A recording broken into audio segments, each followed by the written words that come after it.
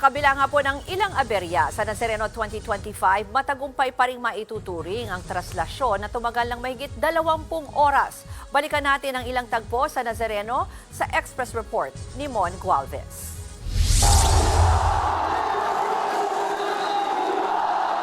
Alas 5:46 na ng gabi nakapasok ng Plaza del Carmen ang Poong Jesus Nazareno para sa tradisyonal na dungaw sa San Sebastian Church. Naging pahirapan pa ang pag-usad ng andas sa kapal at dami ng tao.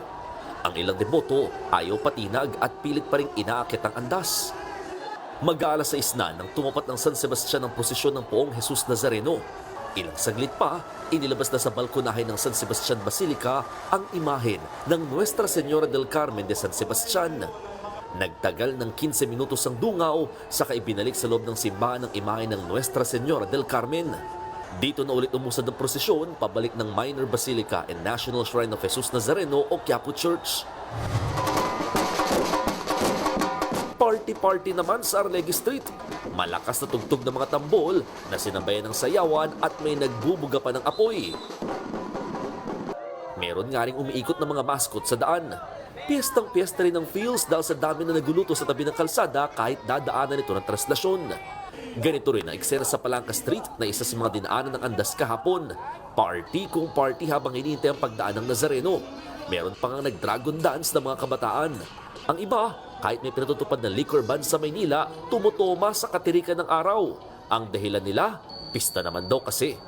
Sa bandang Quezon Bridge nga, may deboto pang nag-propose sa kanyang nobya sa tapat mismo ng News 5 team.